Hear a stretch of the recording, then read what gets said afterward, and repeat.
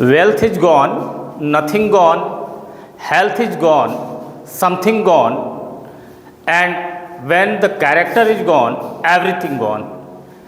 एक बड़ा ही मशहूर ये प्रोवर्ब हम अक्सर सुनते हैं, जो कि एक अमेरिकन फिलासफर थे बिली ग्राहम, जिन्होंने इस प्रोवर्ब को दिया।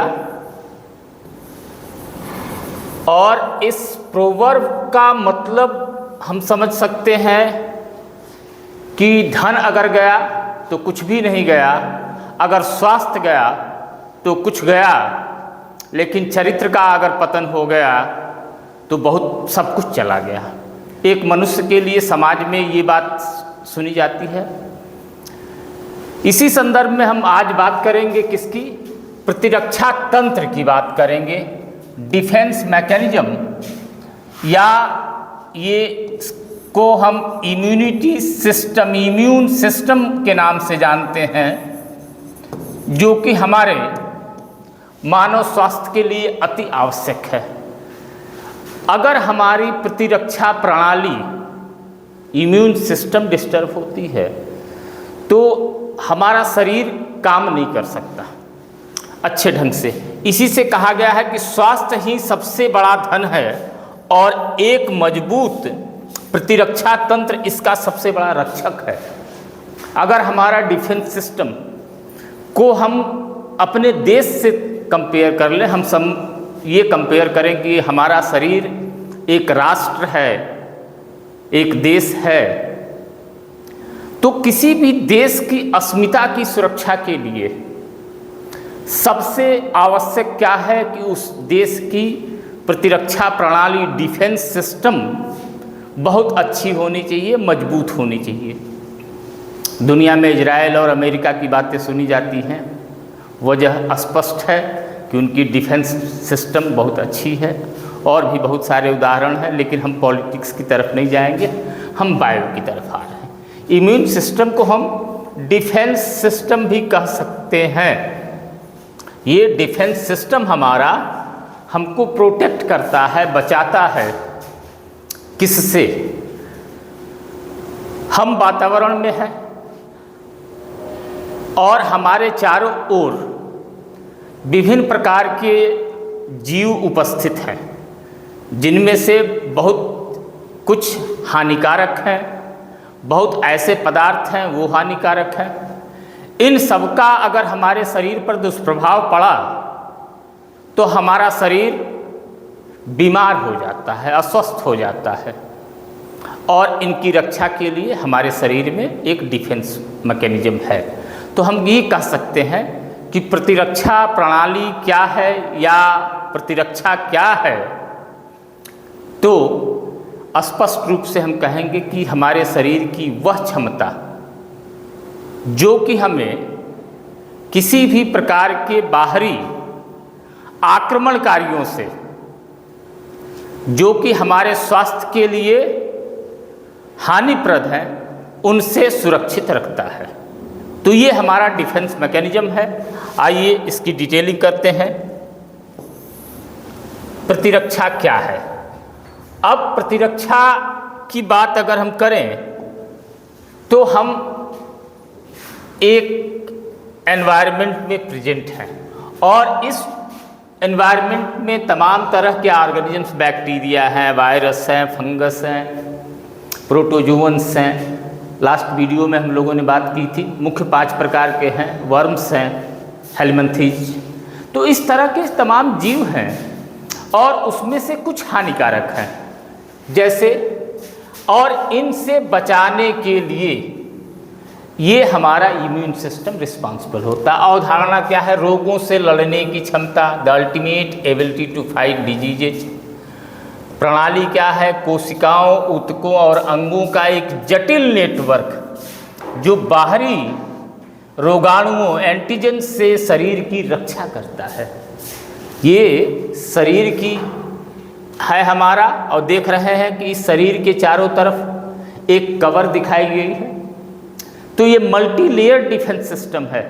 जैसे आपने डिफेंस के बारे में भी सुना होगा कि जैसे हमारी मिलिट्री है फर्स्ट लाइन ऑफ ऑर्डर, उसके बाद पैरा मिलिट्री होती है सेकंड लाइन ऑफ डिफेंस, उसके बाद लोकल पुलिसिंग होती है, इसके साथ साथ एक सीआईडी का नेटवर्क होता है, सीबीआई का नेटवर्क होता है। तो इसी तरह हमारे यहाँ शरीर के अंदर भी प्रकृति ने मल्टी लेयर्ड डिफेंस मैकेनिज्म बना रखा है।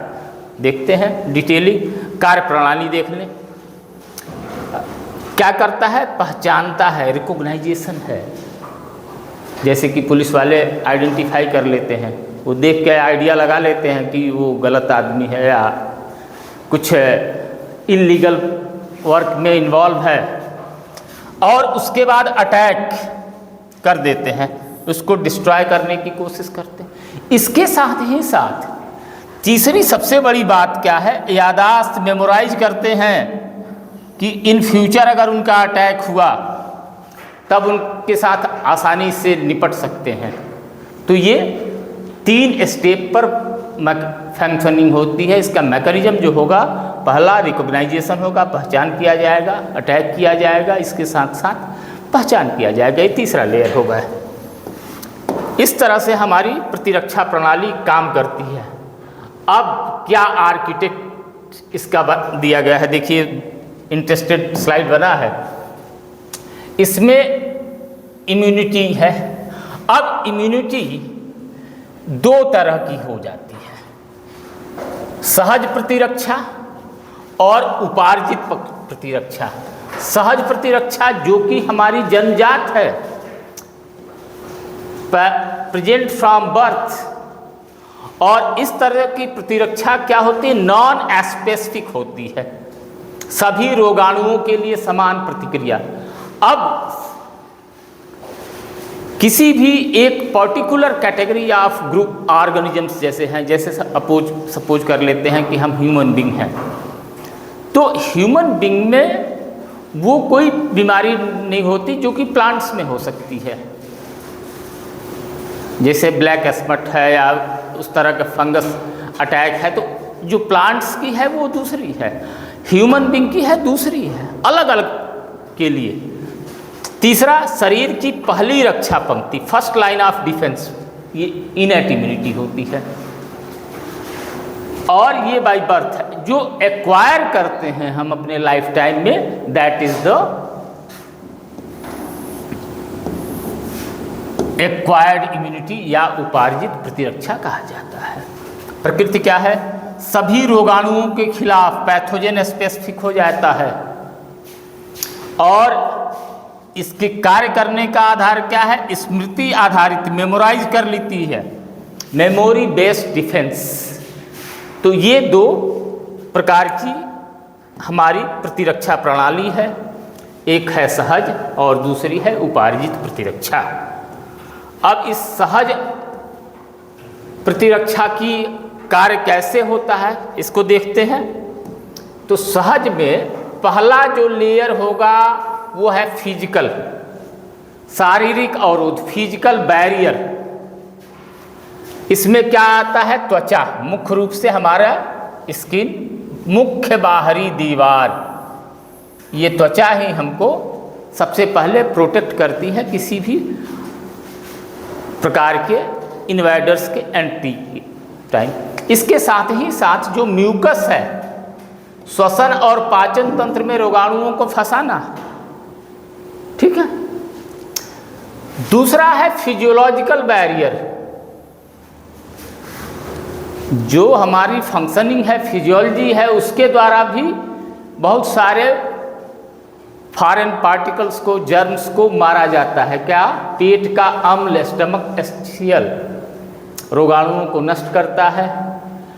लार और आंसू में पाए जाने वाला एंजाइम लाइसोजाइम, ये जीवाणुरोधी है, इसकी चर्चा पहले भी हम किए हैं, फिर से देख लें, याद रखेंगे इसको। ये फिजियोलॉजिकल बैरियर हो। तीसरा क्या हो गया बैरियर? Cellular level. अगर कोई ऑर्गेनिज्म इन दोनों लेवल्स को क्रॉस करके तीसरे लेवल तक पहुंच गया तो वहाँ पर सेल पर भी में भी हमारी प्रतिरक्षा प्रणाली है बहुत strong, WBC, these are the defence cells of our blood. जितने भी WBCs हैं वो डिफेंस का काम करते हैं। न्यूट्रोफिल, लिम्फोसाइट्स है, बेसोफिल्स हैं, अभी डिटेलिंग उनकी होगी। मैक्रोफैगस नेचुरल किलर सेल्स जो रोगाणुओं का भक्षण करते हैं। इसके साथ साथ ये चौथी लेयर जो है ये है साइटोकाइन बैरियर। ये साइटोकाइन बैरियर करती क्या है, यहाँ इंटरफेरॉन्स रिलीज होते हैं और ये वायरस संक्रमित कोशिकाओं द्वारा प्रोटीन जो अन्य स्वस्थ कोशिकाओं को संक्रमण से बचाते हैं, यानी कि वही सेल्स जिन पर वायरल अटैक हो चुका है और वो एक प्रकार का केमिकल डिस्चार्ज करती हैं, रिलीज करती हैं, जो कि दूसरे वायरसेस से फाइट करने में सपोर्ट करेंगे। इस तरह देखिए हमारा ये डिफेंस मैकेनिज्म काम करता है। अब देखते हैं एक्वायर्ड डिफेंस मैकेनिज्म, उपार्जित प्रतिरक्षा। देखिए अनुकूलन और स्मृति दो बड़ी इंपॉर्टेंट चीज़ें हैं। Adaptive forces, adaptation and memorisation. अगर इंग्लिश में हम कहें तो क्या है, एडाप्टेशन और मेमोराइजेशन कैसे काम करती हैं। स्पेसिफिसिटी होती है, विशिष्टता होती है और मेमोरी होती है। क्या होगा, फर्स्ट रिस्पांस, प्राइमरी रिस्पांस, रोगाणु से पहला सामना। सपोज दैट कोई इन्फेक्शन अगर हो रहा है फर्स्ट टाइम, और इसी फिलॉसफी पर आप यहाँ जान लीजिए कि जितने भी इम्यूनाइजेशन प्रोग्राम हमारे चलते हैं, टीकाकरण, तो ये प्रक्रिया जो होती है इसी सिद्धांत के आधार पर की जाती है। अभी डिटेल में फिर बात करेंगे। प्रतिक्रिया धीमी और कम तीव्र होती है। पहली बार जब अटैक हुआ, इंट्रोड्यूस कराया गया कोई माइक्रो ऑर्गेनिज्म या किसी भी तरह से माइक्रो ऑर्गेनिज्म इंटर किया हमारी बॉडी, तो उस समय प्रतिक्रिया क्या होगी, धीमी होगी और कम तीव्र होती है। लेकिन इसका रिजल्ट बड़ा बढ़िया होता है। क्या होता है, स्मृति सेल्स, मेमोरी सेल्स बनती हैं और मेमोराइज कर लेती हैं कि फला तो आए थे माइक्रो ऑर्गेनिज्म। अब क्या होगा, जब सेकेंड फेज आएगा तो सेकेंड फेज में उसी रोगाणु का दोबारा हमला हो गया।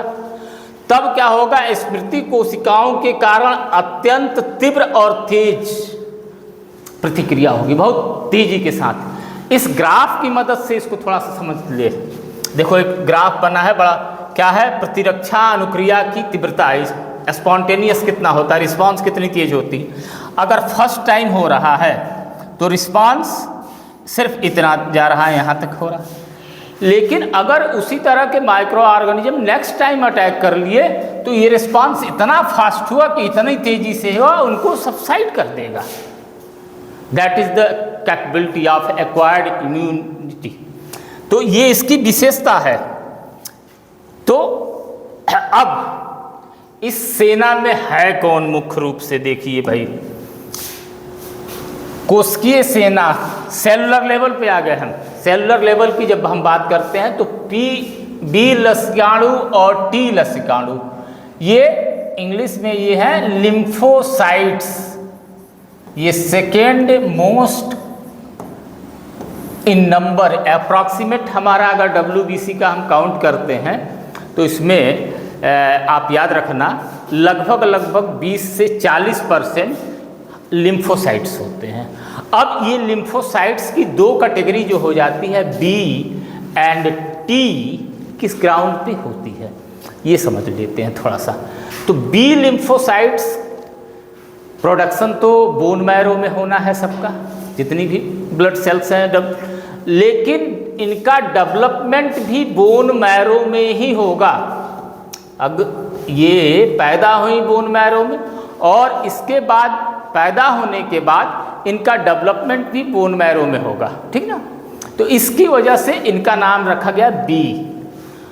और यही लिम्फोसाइट्स पैदा तो ही बोन मैरो में, लेकिन इनका फर्दर जो डेवलपमेंट है ये हो गया थाइमस में। थाइमस ग्लैंड बहुत इंपॉर्टेंट ग्लैंड है रिगार्डिंग द डिफेंस सिस्टम, तो थाइमस में हो जाता है।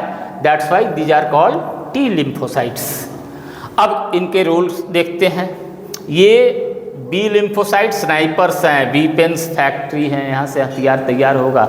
हथियार क्या तैयार होगा? वो एंटीबॉडीज तैयार होंगे।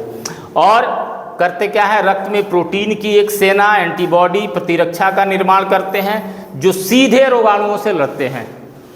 जितने भी पैथोजेंस हैं उनसे पर डायरेक्ट ये अटैक करेंगे। जबकि टी लिम्फोसाइट्स हैं, ये कमांडर्स हैं एंड डायरेक्ट फाइटर्स हैं। दो कंडीशन काम करते हैं, स्वयं प्रतिरक्षी नहीं बनाते, एंटीबॉडीज नहीं बनाते, लेकिन बी कोशिकाओं की सहायता करते हैं। और इसके साथ दूसरा काम क्या करेंगे? संक्रमित कोशिकाओं पर सीधा अटैक करते हैं। जो भी इन्फेक्टेड सेल्स हैं, डैमेज हो गई, उनको ये डिस्ट्रॉय कर देंगे, खत्म हो जाएंगे, कर देंगे। अब देखिए एक्वायर्ड प्रतिरक्षा के प्रकार, दो प्रकार हो गए। एक्वायर्ड में दो डिवीजन हो रहा है।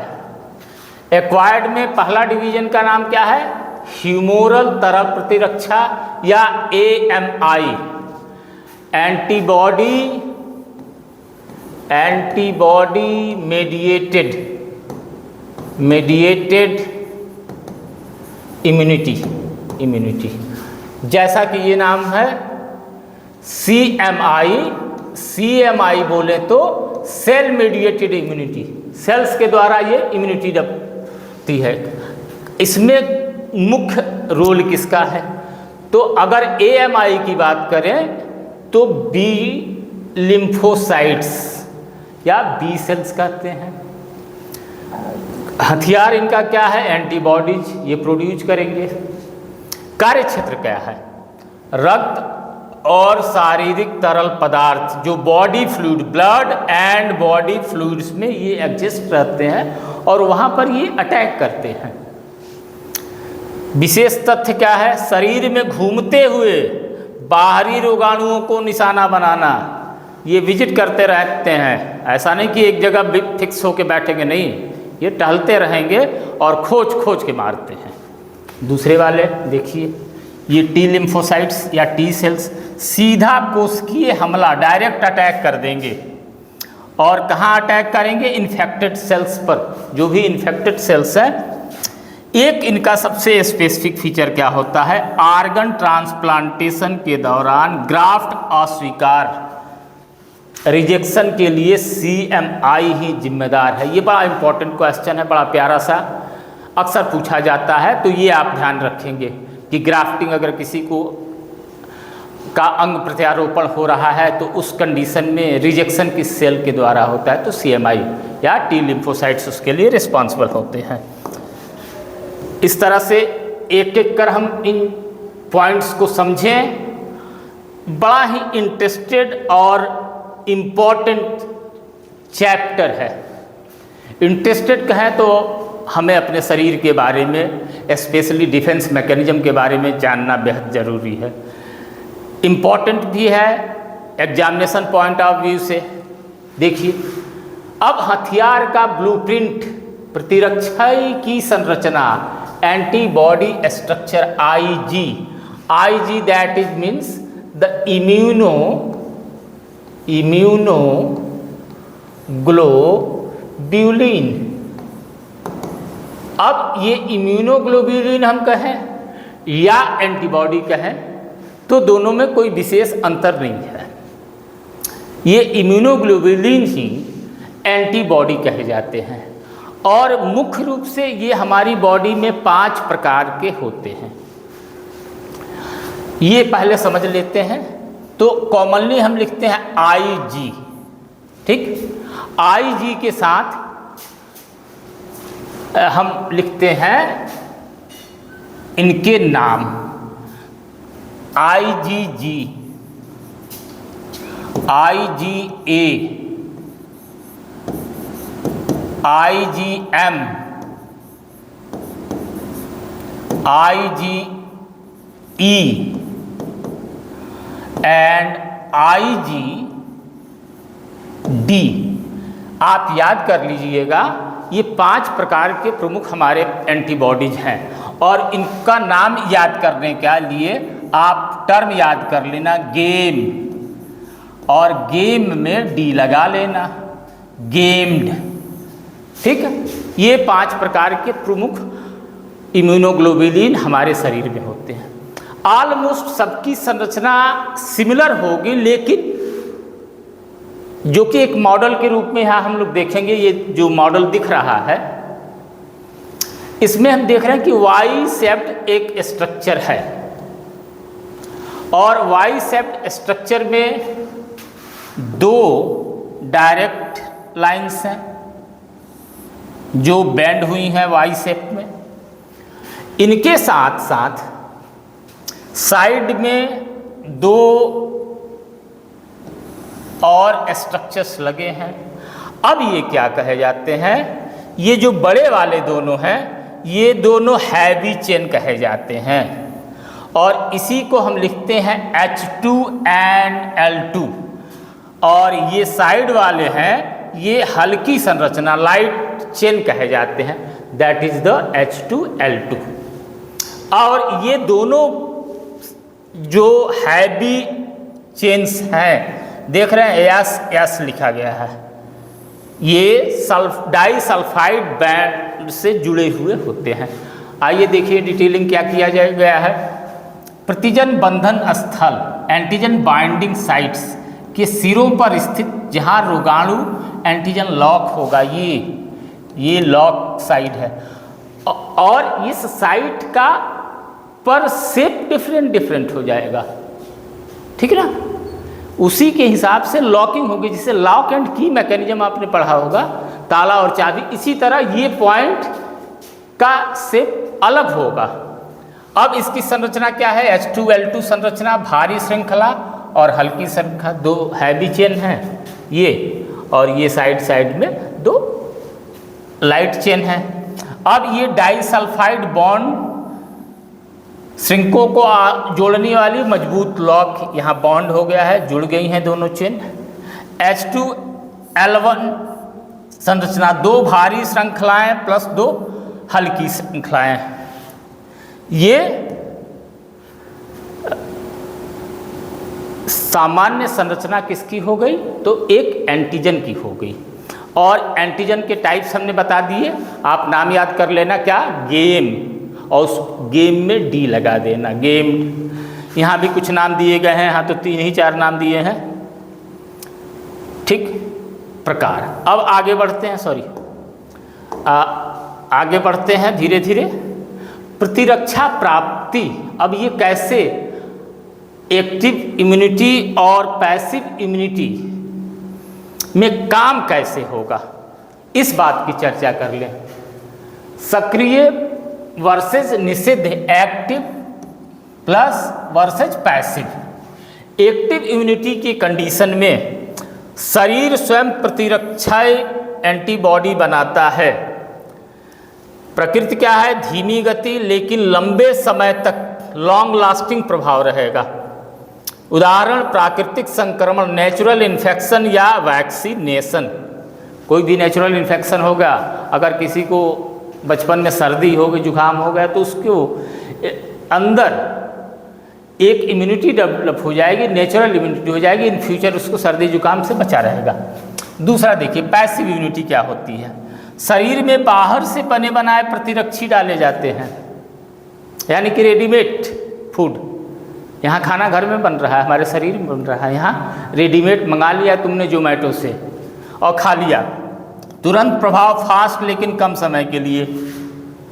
अब ये दिक्कत है कि ये उदाहरण क्या है, माँ के पहले दूध, कोलोस्ट्रम में मौजूद IgA या सांप के काटने पर दिया जाने वाला एंटीवेनम या एंटी रैबीज, ये सब क्या है, रेडीमेड है, तुरंत काम करेंगे लेकिन लंबे समय तक वो नहीं टिकाऊ होंगे, फिर दोबारा नहीं आपके काम आएंगे। ये कंडीशन होती है। अब इस सिस्टम की ट्रेनिंग कैसे होगी, तो ट्रेनिंग में क्या होगा हम समझ रहे हैं, बात कर चुके हैं। परिचय, सिस्टम का प्रशिक्षण, वैक्सीनेशन एंड इम्यूनाइजेशन, हमने पहले भी बताया ना कि कैसे प्रोग्राम किया जाएगा। तो प्रोग्रामिंग में सबसे पहले इंट्रोडक्शन होगा, उसके बाद ट्रेनिंग दी जाएगी और उसके बाद रियल ट्रीटमेंट होगा। तो इस बात की डिटेलिंग हम नेक्स्ट वीडियो में करते हैं, ठीक है। अभी इस वीडियो के लिए इतना ही। Thank you very much.